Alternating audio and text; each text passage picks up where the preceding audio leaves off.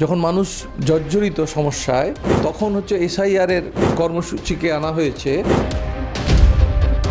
তার যে ধ্বংসাত্মক আন্দোলন মমতা বন্দ্যোপাধ্যায়ের, সেগুলো দেখে সমস্ত শিল্প কলকারখানা আমাদের রাজ্য থেকে যাদের আসার কথা ছিল তারা চলে যায়।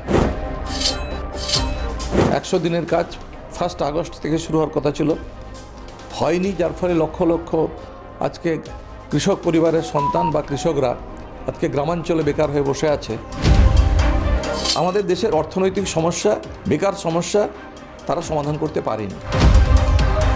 শিল্পে, কৃষিতে, শিক্ষায়, স্বাস্থ্যে, আইন শৃঙ্খলায়, সাম্প্রদায়িক সম্প্রীতি, মানুষের ঐক্য রক্ষার প্রশ্ন, এই সমস্ত ক্ষেত্রে পশ্চিমবাংলায় বামফ্রন্ট ছিল চ্যাম্পিয়ন, গোটা দেশের মানুষের সামনে ছিল মডেল। এই দুর্নীতিগ্রস্ত মমতা বন্দ্যোপাধ্যায় বা বিজেপির মতো স্বৈরতান্ত্রিক ফ্যাসিবাদী শক্তি, এর বিরুদ্ধে যে শক্তিগুলো আছে তাদেরকে ঐক্যবদ্ধ করে এদেরকে পরাজিত করতে হবে। নির্বাচনের সময় বড় বড় কথা বলে, কিন্তু নির্বাচন চলে গেলে আলটিমেট নরেন্দ্র মোদী একটা বিগ জিরো। 26-এ হাই ভোল্টেজ নির্বাচন এবং সেই নির্বাচনের আগে রাজ্যের প্রতিটি রাজনৈতিক দল তাদের নিজস্ব বক্তব্য, মতামত নিয়ে ইতিমধ্যেই পৌঁছতে শুরু করেছে ভোটারদের কাছে। কিন্তু বঙ্গ রাজনীতিতে মানুষ যেটা মূলত আশাবাদী ছিল, কর্মসংস্থান, রুটি রুজির জায়গা, কিন্তু গত কয়েক দশক ধরে তারা কিন্তু সেটা পাচ্ছেন না। সরকার বদল হয়েছে, সরকারের বদল চাইছে। এই যাবতীয় বিষয়ের মাঝখানে এসআইআরের মতো গুরুত্বপূর্ণ একটা ইস্যু রয়েছে বাবরি মসজিদ, তার পাশাপাশি কেউ বলছেন গীতাপাঠের মধ্যে দিয়েই সমাজ সংস্কার হতে পারে। কিন্তু আমরা আজকে কথা বলবো বিভিন্ন ইস্যু নিয়ে। আমার সাথে রয়েছেন রাজ্যের প্রাক্তন শ্রম দপ্তরের মন্ত্রী অনাদি সাউ, তার কাছে চলে যাব। সরাসরি আপনাকে স্বাগত জানাই। প্রথমেই যে প্রশ্নটা উঠে আসে যে গত বেশ কয়েক দশক ধরে ছোট থেকে মাঝারি বিভিন্ন কলকারখানা বা শিল্প বন্ধ হয়ে গেছে, নতুন করে কোনো শিল্প আসেনি। কিন্তু এসবকে বাদ দিয়ে নতুন করে যেটা শুরু হয়েছে সেটা হচ্ছে এসআইআর। এবং কোথাও কি মনে হয় যে এসআইআরের মধ্যে দিয়েই মানুষকে এটা ভুলিয়ে দেওয়ার চেষ্টা করা হচ্ছে? উন্নয়নের কথা, মানুষের অধিকারের কথা সমস্তটাই কিন্তু দেখা যাচ্ছে এই এসআইআরের চক্রে কিন্তু মানুষ এই সমস্ত তাদের দাবি দাওয়াগুলো কিন্তু ভুলতে চলেছে। আপনি এ বিষয়ে কি বলবেন? ঠিকই, আপনার প্রশ্ন যেখান থেকে শুরু হয়েছে আমি সেখান থেকে শুরু করছি। যে এসআইআরকে সামনে রেখে এই যে বিধানসভা নির্বাচন 2026 পশ্চিমবাংলার মানুষের সামনে, তাকে কেন্দ্র করে মানুষের জীবন জীবিকার যে সমস্যা, কর্মসংস্থানের ইস্যু, মূল্যবৃদ্ধির ইস্যু, রাজ্যে শিল্প কলকারখানা গড়ে তোলার ইস্যু, কৃষকের ফসলের লাভজনক দামের ইস্যু, রাজ্যে শত শত হাজার হাজার শিল্প কলকারখানা বন্ধ হয়েছে মমতা ব্যানার্জি সরকারের যে আর্থিক নীতি এবং শিল্পনীতির কারণে, যার ফলে আজকে রাজ্য থেকে লক্ষ লক্ষ ছেলেমেয়েরা অন্য রাজ্যে কাজের সন্ধানে যেতে বাধ্য হচ্ছে। অসংখ্য স্কুল কলেজ বন্ধ হয়ে গেছে, স্কুল কলেজে ছাত্ররা নেই। একদিকে মানুষের জীবন জীবিকা যন্ত্রণা, তার সমস্যা, শ্রমজীবী মানুষ, শ্রমিক, কৃষক, বেকার যুবক, বাড়িতে যে মায়েরা আছে, বোনেরা আছে, ছেলে মেয়েদের মুখে পেট ভর্তি খাবার তুলে দিতে পারছে না। এইরকম একটা পরিস্থিতিতে যখন মানুষ জর্জরিত সমস্যায়, তখন হচ্ছে এসআইআরের কর্মসূচিকে আনা হয়েছে। তখন হচ্ছে কেউ গীতাপাঠের কর্মসূচি কে সামনে নিয়ে এসেছে, কেউ হচ্ছে রাম মন্দির, কেউ জগন্নাথ মন্দিরের ইস্যুকে সামনে নিয়ে আসছে। কিন্তু আমাদের রাজ্যের উন্নয়ন, গোটা দেশের উন্নয়ন, আমাদের রাজ্যের অর্থনীতি, গোটা দেশের অর্থনীতি, তার যে বিকাশ, তার উন্নয়ন, আমাদের শ্রমিকদের, কৃষকদের জীবন জীবিকা, তার সমস্যা, বেকার যুবকদের কর্মসংস্থানের ইস্যু, সেইগুলোকে কার্যত আড়াল করার চেষ্টা হচ্ছে। এবং সেই বিষয়গুলোকে আড়াল করতেই আজকে দুটি শাসক দল, তারা বর্তমান পুঁজিবাদের যে ব্যর্থতা, যে সংকট, তার যে সেই বিষয়টা থেকে মানুষের দৃষ্টি অন্যদিকে ঘুরিয়ে নেওয়ার চেষ্টা করা হচ্ছে। এবং আমাদের রাজ্য ছিল একসময় গোটা দেশের মধ্যে শিল্পোন্নত রাজ্য, অবিভক্ত বাংলা, মহারাষ্ট্রের পরে সবচেয়ে শিল্পোন্নত রাজ্য ছিল। এবং আমাদের শিল্পাঞ্চল আসানসোল, দুর্গাপুর, রানীগঞ্জ, এই যে শিল্পাঞ্চল, তা হচ্ছে জার্মানিতে যে রুড অঞ্চল, শিল্পাঞ্চল, তার সাথে তুলনা করা হতো। এত উন্নত শিল্পাঞ্চল ছিল আমাদের রাজ্য। এবং একসময় আমাদের কলকাতা, 24 পরগনা, হাওড়া, হুগলি, এই সমস্ত জেলাগুলোতেও অসংখ্য শিল্প কলকারখানা এখানে গড়ে উঠেছিল। ডানলপ, যেসব, হিন্দমোটর আজকে বন্ধ হয়ে আছে। বামফ্রন্ট সরকারের সময় পেট্রোকেমিক্যালস কারখানা তৈরি করা হয়েছিল, হলদিয়া পেট্রোকেমিক্যালস, বক্রেশ্বর তাপবিদ্যুৎ কেন্দ্র তৈরি করা হয়েছে, সল্টলেক ইলেকট্রনিক্স কারখানা, এবং আইটি সেক্টর থেকে শুরু করে আমাদের এশিয়ার বৃহত্তম ইস্পাত কারখানা জিন্দালদের শালবনীতে তৈরি করা হবে, তার ভিত্তিপ্রস্তর স্থাপন করা হয়েছিল। গেঁওখালিতে জাহাজ সারাই কারখানা, জাহাজ নির্মাণ কারখানা তৈরি হবে, তার চুক্তি হয়েছিল, অ্যারেঞ্জমেন্ট হয়েছিল। এবং একইভাবে গোটা রাজ্য জুড়ে আপনারা জানেন পেট্রোকেমিক্যালস কারখানা, ছোট গাড়ির কারখানা গড়ে তোলা, সিঙ্গুর, নন্দীগ্রাম, এই সমস্ত পরিকল্পনা হয়েছিল বামফ্রন্ট সরকারের সময়। জ্যোতি বসু, বুদ্ধবাবু, তারা এই পরিকল্পনা করেছিলেন যে গোটা রাজ্যের অর্থনীতিকে পুনরুজ্জীবিত করার জন্যে। কিন্তু আজকে যারা শাসক দল, তিনি সেদিন ছিলেন বিরোধী দলের নেত্রী, আমাদের রাজ্যের মাননীয়া। তিনি সেদিন যে পরিস্থিতি গোটা রাজ্যে তৈরি করেছিলেন, তার পরিণতিতে আজকে গত 15, 16, 17, 18 বছর আমাদের রাজ্যের মানুষ ভুক্তভোগী হচ্ছে।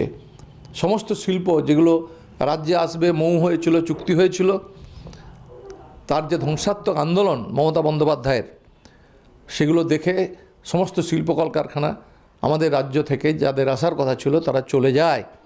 তারপরে এই সময়ে বর্তমান সরকার কিন্তু নতুন কোনো শিল্প কলকারখানা আনতে পারেনি, যার পরিণতি হচ্ছে আজকে রাজ্যের বাংলার মানুষ, বাংলার ছেলে মেয়েদেরকে রাজ্য ছেড়ে আজকে কেউ চেন্নাই, কেউ ব্যাঙ্গালোর, কেউ বোম্বে, কেউ ত্রিবান্দাম, কেউ হচ্ছে দিল্লি, আজকে গোটা ভারতবর্ষের বিভিন্ন জায়গাতে আজকে পরিযায়ী শ্রমিক হিসাবে আজকে তাদের কাজের সন্ধানে যেতে হচ্ছে।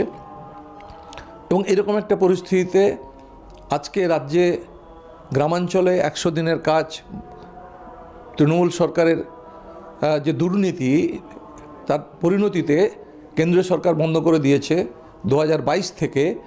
হাইকোর্ট, সুপ্রিম কোর্ট নির্দেশ দেওয়া সত্ত্বেও আজও পর্যন্ত সেই 100 দিনের কাজ 1 আগস্ট থেকে শুরু হওয়ার কথা ছিল, হয়নি। যার ফলে লক্ষ লক্ষ আজকে কৃষক পরিবারের সন্তান বা কৃষকরা আজকে গ্রামাঞ্চলে বেকার হয়ে বসে আছে, তাদের হাতে কাজ নেই।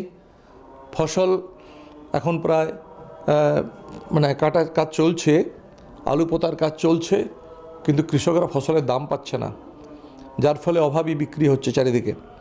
এবং রাজ্য সরকার সম্পূর্ণ ব্যর্থ যে যথাযথ লাভজনক দাম দিয়ে কৃষকের যে ফসল সেগুলোকে মান্ডি থেকে সংগ্রহ করার যে প্রশ্ন ছিল, আজকে দালাল চক্র তারা কৃষকদের বাধ্য করছে কম দামে ধান বিক্রি করতে। দ্বিতীয়ত হচ্ছে ক্ষুদ্র এবং মাঝারি শিল্প। বামফ্রন্টের সময় ভারতবর্ষের মধ্যে পশ্চিমবাংলা ছিল 1 নম্বরে। যারা প্রচার করছে তারা মানুষের স্মৃতিতে তো সব থাকে না, কিন্তু যে তথ্যগুলো আমি বলছি মিডিয়া আপনারা মিলিয়ে নেবেন। এবং একইভাবে শুধু ছোট শিল্প এবং ক্ষুদ্র শিল্প এবং মাঝারি শিল্পের মধ্যে দিয়ে হবে না, ভারী শিল্পও করতে হবে। তার জন্যে আমরা তৈরি করেছিলাম হলদিয়া পেট্রোকেমিক্যালস, আমরা তৈরি করেছিলাম যে আরও যে সমস্ত আধুনিক ইস্পাত কারখানা, আমাদের বিদ্যুৎ প্রকল্পগুলো, আমাদের কলকাতা বন্দরের যাতে উন্নয়ন, তার ড্রেজিং, আমরা হলদিয়া শিল্পাঞ্চল গড়ে তুলেছিলাম। আমরা একইভাবে পেট্রোকেমিক্যালস কারখানার পাশাপাশি বক্রেশ্বর তাপবিদ্যুৎ কেন্দ্র তৈরি করেছিলাম, ইলেকট্রনিক্স কারখানা তৈরি করেছিলাম। আমরা তথ্য প্রযুক্তি শিল্পকে পশ্চিমবাংলায় এনেছিলাম। আমরা এশিয়ার বৃহত্তম ইস্পাত কারখানা জিন্দালদের, সেই কারখানা যখন ভিত্তিপ্রস্তর স্থাপন হয়, সেদিন তৎকালীন মুখ্যমন্ত্রী বুদ্ধবাবুকে হত্যা করার জন্যে, খুন করার জন্যে মাওবাদীরা, আপনাদের মনে আছে, বিস্ফোরণ ঘটিয়েছিল। কেন্দ্রীয় মন্ত্রী রামবিলাস পাসওয়ান এবং বুদ্ধবাবু যখন ভিত্তিপ্রস্তর স্থাপন করে ফিরছিলেন তখন হত্যা করার চেষ্টা হয়েছিল। এবং তারপরে হচ্ছে যে পেট্রোকেমিক্যালস কারখানা, যেটা আমাদের ইয়েতে নন্দীগ্রামে তৈরি করার যে প্রকল্প তৈরি করা হয়েছিল, বা ছোটো গাড়ির কারখানা যেটা সিঙ্গুরে তৈরি করার চেষ্টা হয়েছিল, যে এগুলো আমরা তৈরি করেছিলাম যে আধুনিক বাংলাকে গড়ে তোলার জন্যে এবং কৃষির উপর ভিত্তি করে নতুন শিল্প গড়ে উঠবে।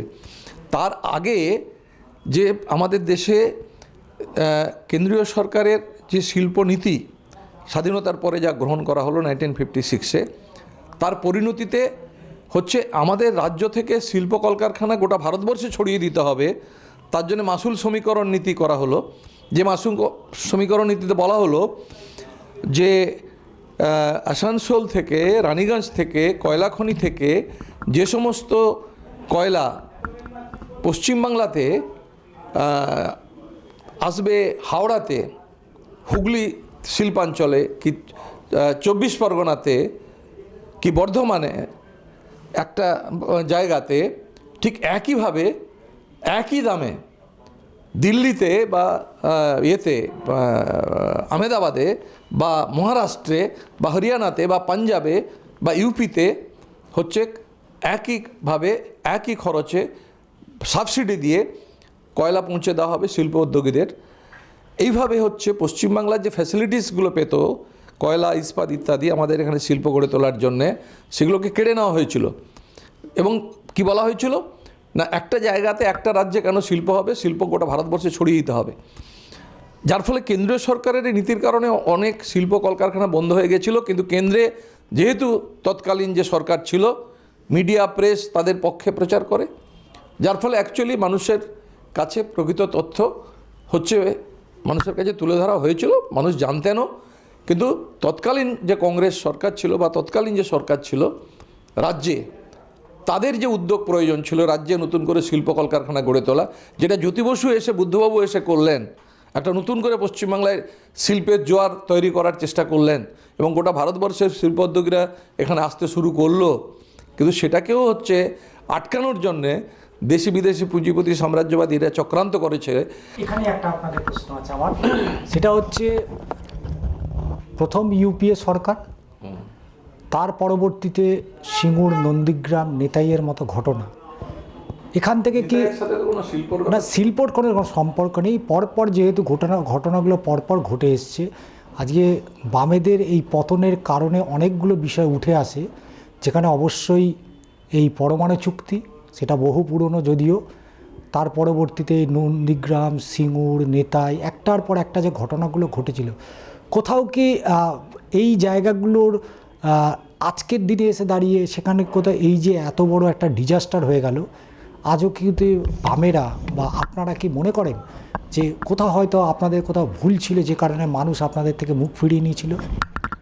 না, দেখুন, একটা সরকার 34 বছর ধরে একটা সরকার চলেছে, স্বাভাবিকভাবে মানে অ্যান্টি এস্টাবলিশমেন্ট একটা বিষয় থাকেই একটা পুঁজিবাদী ব্যবস্থায় একটা সরকার, এবং সেই সরকারের অনেক অ্যাচিভমেন্ট, যেমন বামফ্রন্ট সরকারের মানে সময় ছিল, ভূমি সংস্কার থেকে শুরু করে নতুন শিল্প কলকারখানা গড়ে তোলা, শিক্ষার ফ্রি এডুকেশন, ফ্রি হেলথ এবং কর্মসংস্থানের ব্যবস্থা। আমাদের রাজ্যে সেই সময় আর্থিক অগ্রগতি যদি ভারতবর্ষে অন্যান্য রাজ্যের প্যারামিটারের সাথে বা কেন্দ্রীয় সরকারের বিভিন্ন তথ্যের সাথে যদি সেগুলো আপনারা দেখেন, মিলিয়ে দেখেন, তাহলে দেখবেন শিল্পে, কৃষিতে, শিক্ষায়, স্বাস্থ্যে এবং সামগ্রিকভাবে আর্থিক বিকাশ বা অগ্রগতিতে পশ্চিমবাংলা অনেক রাজ্যের চেয়ে এগিয়ে ছিল। এবং আমরা অনেক আন্তর্জাতিক ক্ষেত্রে অনেকগুলো পুরস্কার আমরা পেয়েছিলাম সেই সময়। কিন্তু যখন আমরা পরিকল্পনা করলাম রাজ্যকে নতুন করে শিল্প কলকারখানা গড়ে তোলার মধ্যে দিয়ে আরও আধুনিক বাংলা গড়ে তোলার পরিকল্পনা, তখন দেশি বিদেশি সাম্রাজ্যবাদী পুঁজিপতিরা, যারা আজকে উদার অর্থনীতির প্রবক্তা, তারা তখন হচ্ছে বিপদ দেখতে পেল যে পশ্চিমবাংলায় যদি বামফ্রন্ট সরকার আরও বেশি করে তার একে মানে ভিত্তিকে আরও মজবুত করে, শক্ত করে, তাহলে হচ্ছে আগামী দিনে যে সাম্রাজ্যবাদ এবং দেশি বিদেশি বৃহৎ পুঁজিপতি তারা চাইছিল যে ভারতবর্ষে যদি উদার অর্থনৈতিক যে ব্যবস্থা গড়ে তোলার প্রশ্ন, তাহলে বামপন্থীদেরকে ক্ষমতা থেকে হাঁটাতে হবে। পশ্চিমবাংলা, ত্রিপুরা, কেরালা, এই যেখানে বামপন্থীরা আছে তাদের সেখান থেকে হাঁটাতে হবে। কারণ বামপন্থীদের বিকল্প অর্থনৈতিক নীতি, যা আজকে গোটা দেশের মানুষের সামনে আমরা প্রমাণ করে দিয়েছি, যে উদার অর্থনৈতিক নীতি যা মনমোহন সিং বলেছিলেন, যা পরে আমাদের দেশে কেন্দ্রীয় সরকার বলেছিল, বা নরেন্দ্র মোদী বিজেপি আরএসএসের সরকার আজকে 12 বছর তারা কেন্দ্রে ক্ষমতায়, তৃতীয়বার, কিন্তু তারা আমাদের দেশের অর্থনৈতিক সমস্যা, বেকার সমস্যা তারা সমাধান করতে পারেনি। এবং আর্থিক বিকাশের গতি ক্রমশই কমছে আমাদের দেশে, এবং গরিবি বাড়ছে, বেকারি বাড়ছে, ধনী দরিদ্রের বৈষম্য বাড়ছে, এবং নিরন্ন মানুষের সংখ্যা বাড়ছে। শুধু আমাদের দেশের ব্যাপার না, গোটা আন্তর্জাতিক ক্ষেত্রে যে তথ্য, সেই তথ্য আজকে এসছে। পশ্চিমবাংলাতে বামফ্রন্ট সরকারের সময়ে যে সাফল্য, যেভাবে অগ্রগতি ঘটেছে সমস্ত ক্ষেত্রে, শিল্পে, কৃষিতে, শিক্ষায়, স্বাস্থ্যে, আইন শৃঙ্খলায়, সাম্প্রদায়িক সম্প্রীতি, মানুষের ঐক্য রক্ষার প্রশ্ন, এই সমস্ত ক্ষেত্রে পশ্চিমবাংলায় বামফ্রন্ট ছিল চ্যাম্পিয়ন, গোটা দেশের মানুষের সামনে ছিল মডেল। সেই মডেলকে ভেঙে দেওয়ার জন্যে দেশি বিদেশি সাম্রাজ্যবাদী শক্তি, যারা অতীতেও কেরালাতে ইএমএস নামুদ্দিবাতে সরকারের বিরুদ্ধে চক্রান্ত করেছিল, একইভাবে পশ্চিমবাংলাতেও সেই চক্রান্ত হয়েছিল। সেই চক্রান্তে নেতৃত্ব দিয়েছিল মমতা বন্দ্যোপাধ্যায়। আজকে মমতা বন্দ্যোপাধ্যায়তে সব ক্ষমতা, কেন্দ্রে তিনি ইউপিএ সরকারে ঢুকেছিলেন, পরে তিনি এনডিএ সরকারে তার আগেও ছিলেন, পরেও তার সাথে সম্পর্ক ছিল। তো আজকে পশ্চিমবাংলার এই অবস্থা কেন? আজকে আমাদের লক্ষ লক্ষ ছেলে মেয়ে ভারতবর্ষে অতীতে কোনো দিন বামফ্রন্ট সরকারের সময় কি পশ্চিমবাংলা ছেড়ে কাজের সন্ধানে অন্য রাজ্যে গেছিল? যায়নি তো। সেখানে লক্ষ লক্ষ জনসংখ্যা বাড়ছে, আর পরীক্ষার্থীর সংখ্যা, মাধ্যমিক পরীক্ষায় 2 লক্ষ ছেলে মেয়ে পরীক্ষা দিচ্ছে না। কোথায় গেল? পরিযায়ী শ্রমিক হয়ে চলে গেল। এই পরিস্থিতি কোনোদিন ছিল নাকি? ছিল না। আজকে পশ্চিমবাংলাতে যে পরিস্থিতি তৈরি হয়েছে, গোটা পশ্চিমবাংলায় আজকে বিকল্প নীতি বামপন্থীরাই তুলে ধরছে, এবং বামপন্থীদের, আমাদের বামফ্রন্টের যারা নেতৃত্ব, সিপিআইএমের যারা নেতৃত্ব, আজকে তারাই বিকল্প কংগ্রেস বা বিজেপি বা তৃণমূলের বিপরীতে বিকল্প অর্থনৈতিক নীতি আজকে গোটা দেশের মানুষের সামনে, গোটা রাজ্যের মানুষের সামনে তারা তুলে ধরছেন। শ্রমিকের ইস্যু, কৃষকের ইস্যু, উত্তরবঙ্গের মানুষের চা বাগানের শ্রমিকদের ইস্যু, সেখানে উন্নয়ন হয়নি। কেন্দ্রে নরেন্দ্র মোদী সরকার থাকা সত্ত্বেও, রাজ্যে তৃণমূলের সরকার থাকা সত্ত্বেও গত 10 বছর, 12 বছরে, 15 বছরে উত্তরবঙ্গের কোনো উন্নয়ন হলো না।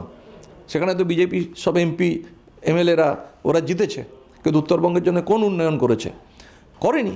দক্ষিণবঙ্গে আজকে কোনো জেলায় বলতে পারবে না যে সেখানে এমন কিছু উন্নয়ন হয়েছে যে সেই জেলাতে কর্মসংস্থানের ব্যবস্থা হয়েছে, বা কোনো রাজ্যে, গোটা রাজ্যে কোনো ব্যবস্থা আজকে হয়নি। তাহলে আজকে আমাদের বামফ্রন্টের যারা নেতৃত্ব আজকে, বা সিপিআইএমের যারা নেতৃত্ব আজকে গোটা রাজ্যে বামপন্থী আন্দোলনকে নেতৃত্ব দিচ্ছে, তারা এদের চেয়ে কম যোগ্য এরকম আপনাদের মনে হচ্ছে কেন? কেন আপনারা মনে করছেন? যারা পার্লামেন্টে দাঁড়িয়ে আমাদের যারা নেতারা যারা বক্তৃতা দিচ্ছে গোটা দেশের মানুষের সামনে এতদিন, আমাদের রাজ্যে যারা প্রাক্তন মন্ত্রী ছিলেন, যারা এমএলএ ছিলেন, এমপি ছিলেন, আজও আছেন, আজকে জনগণের সমর্থন পেলে তারা অতীতের মতো রাজ্যকে আবার এগিয়ে নিয়ে যাবে সামনে। আমি কারোর নাম বলতে চাইছি না, কিন্তু বামফ্রন্টের নেতারা তো আছে, সিপিআইএমের নেতারা তো আছে, এবং তারা যথেষ্ট যোগ্য এবং রাজ্যকে নেতৃত্ব দেওয়ার। এবং আজকে প্রমাণিত হয়ে গেছে, যাদের কথা আপনারা বলছেন, সে তৃণমূল কংগ্রেস হতে পারে, বিজেপি হতে পারে, তারা গোটা রাজ্যের কি সর্বনাশ করতে পারে বা করেছে তা তো প্রমাণিত। উত্তরবঙ্গের কোনো উন্নয়ন হলো না, তাহলে সেই বিজেপি নেতারা পশ্চিমবাংলার কি উন্নতি করবে? দক্ষিণবঙ্গে বা গোটা রাজ্যে মমতা বন্দ্যোপাধ্যায় আজকে 15 বছরে কোনো উন্নতি করতে পারলো না, রাজ্য সর্বনাশ করে দিয়েছে। আপনারা তাদের সাথে বামফ্রন্টের বর্তমান যারা নেতৃত্ব, যারা আজকে গোটা রাজ্যে বেকার যুবকদের জন্য লড়াই করছে, শ্রমিক কৃষকের জন্য লড়াই করছে, তাদেরকে আপনারা অবজ্ঞা করছেন। এইটা ঠিক না। তারা যোগ্য, দক্ষ এবং কাজের মধ্য দিয়ে যদি বাংলার মানুষ বামপন্থীদের সমর্থন করে, তাহলে বামফ্রন্টের সেই পুরনো যে ঐতিহ্য, সেই অনুযায়ী বাংলাকে এগিয়ে নিয়ে যাওয়ার যে ক্ষমতা, যোগ্যতা তাদের আছে। এবং আমার বিশ্বাস যে আগামী 26-এ সেই দক্ষতা, যোগ্যতা নিয়েই বামপন্থীরা আবার তারা নির্বাচনে জয়যুক্ত হবে। আমরা করোনার সময় দেখেছিলাম যে বাম যুব ছাত্র সংগঠন, তারা রেড ভলেন্টিয়ার্স, তারা যেভাবে মানুষের পাশে থেকেছে করোনা অতিমারি এবং তার পরবর্তী আমফানের মতো বিপর্যয়, যেখানে আমরা দেখেছি বামেদের যুব সংগঠন, ছাত্র সংগঠন তারা পথে নেমে আন্দোলন করেছে। আপনাদের সর্বোপরি যুব ফেডারেশনের যে ব্রিগেড সমাবেশ হলো, সেখানে লক্ষ লক্ষ নয় হাজার হাজার মানুষ সেখানে সমবেত হয়েছিল, তারা মিটিং মিছিলে অংশগ্রহণ করেছিল, কিন্তু সমাবেশ হয়েছিল। কিন্তু এই সমাবেশে আপনারা যে পরিমাণের লোক এই ব্রিগেডের ময়দান বা মিছিল মিটিংয়ে যে মানুষের ভিড়টা বা জমায়েতটা আমরা দেখতে পাই, অথচ ভোট বাক্সে তাদের প্রতিফলন হয় না। যদি আপনারা ঠিক করে বুঝিয়ে আনতে পারতেন তাহলে হচ্ছে সেটা ভোটে প্রতিফলিত হতো। এবং বিভিন্ন নির্বাচনগুলোতে 34 বছরে আপনাদের সরকার ক্ষমতায় ছিল, কিন্তু আজকে একজনের হাত না ধরলে বা দুজনের হাত না ধরলে বামপন্থীরা বা বামফ্রন্ট মনে করছে যে এই শক্তিকে হারানো কঠিন। কেন এটা আপনাদের মনে হচ্ছে এত বছর সরকারে থাকার পরেও? না, একটা ব্যাপার হচ্ছে যে আজকে দেখেন, গোটা দেশের যে অর্থনৈতিক সংকট, পুঁজিবাদের যে সংকট, যার ফলে আজকে জিনিসপত্রের দাম বাড়ছে, বেকারি বাড়ছে, এবং শুধু তাই না, আজকে আমাদের দেশের সংবিধান, আমাদের যে গণতান্ত্রিক ব্যবস্থা, ধর্মনিরপেক্ষতা, তার উপরেও আজকে আক্রমণ আসছে। আজকে মানুষের মৌলিক সমস্যাগুলো সমাধান না করে, মানে মানুষের হাতে কাজ, খাদ্য, বস্ত্র, বাসস্থান, কর্মসংস্থানের ব্যবস্থা না করে আজকে সরকার যাচ্ছে মন্দির বানাতে। কেন্দ্রীয় সরকার একইভাবে রাজ্য সরকার জগন্নাথ মন্দির বানাচ্ছে, রাজ্যে শিল্প কলকারখানা না করে, কর্মসংস্থানের ব্যবস্থা না করে পুজো কমিটিকে টাকা দিচ্ছে। কেন? তোমরা ভালো করে পুজো করো, কিন্তু সেই টাকাতে স্কুল করবে, হাসপাতাল করবে, শিল্প কলকারখানা করবে বেকার ছেলে মেয়েদের জন্যে, সেই পথে যাচ্ছে না। এই যে বিচ্যুতি কেন্দ্রীয় সরকার বা রাজ্য সরকারের, এই জায়গায় দাঁড়িয়ে আজকে আমাদের দিক থেকে আমরা যে কথা মানুষের সামনে আমরা বলার চেষ্টা করেছি যে বিকল্প নীতি, বিকল্প কর্মসূচির হচ্ছে যে ভিত্তিতে আমরা মানুষের সামনে, মানুষকে নিয়ে নতুন করে দেশ আমাদের গড়তে হবে। এইরকম একটা পরিস্থিতিতে আজকে দেশে গণতন্ত্রকে রক্ষা করতে হবে, আজকে ফ্যাসিবাদকে রুখতে হবে, মানুষের অধিকারকে রক্ষা করতে হবে, যুবকদের কাজ, শ্রমিকদের অধিকার, মানুষের বাক স্বাধীনতা, গণতন্ত্র, বিরোধী রাজনৈতিক দলের স্বাধীনতা, আজকে সবই আক্রান্ত হচ্ছে। তাহলে এই ধরনের একটা পরিস্থিতিতে দাঁড়িয়ে আজকে আমাদের যেটা বোঝাপড়া, যে যারা গণতান্ত্রিক ধর্মনিরপেক্ষ মানুষ, যারা এই যে বিজেপির যে পুঁজিপতিদের তোষণকারী, সাম্রাজ্যবাদীদের তোষণকারী যে আর্থিক নীতি আমাদের দেশে বেকার বাড়িয়েছে, গরিবি বাড়িয়েছে, ধনী দরিদ্রের বৈষম্য বাড়িয়েছে, আর তার বিরুদ্ধে যারা প্রতিবাদ করছে তাদের গোলা টিপে ধরছে, তাহলে এই শক্তিকে পরাজিত করতে পারে এমন যে সমস্ত ধর্মনিরপেক্ষ শক্তি, বামপন্থী গণতান্ত্রিক শক্তি, তাদেরকে ঐক্যবদ্ধ করে দরকার হলে একে পরাজিত করতে হবে। তার জন্যে পশ্চিমবাংলাতে একইভাবে 15 বছর ধরে সন্ত্রাস, গুন্ডামি, দুর্নীতি, ভ্রষ্টাচার, লুট, এবং যেভাবে বালি চুরি, কয়লা চুরি, গরু চুরি, আজকে চাকরি চুরি, আজকে মমতা বন্দ্যোপাধ্যায় যা রাজ্যে করছে, এই শক্তিকে যদি পরাজিত করতে হয়, তাহলে সমস্ত এই দুর্নীতিগ্রস্ত মমতা বন্দ্যোপাধ্যায় বা বিজেপির মতো স্বৈরতান্ত্রিক ফ্যাসিবাদী শক্তি, এর বিরুদ্ধে যে শক্তিগুলো আছে তাদেরকে ঐক্যবদ্ধ করে এদেরকে পরাজিত করতে হবে।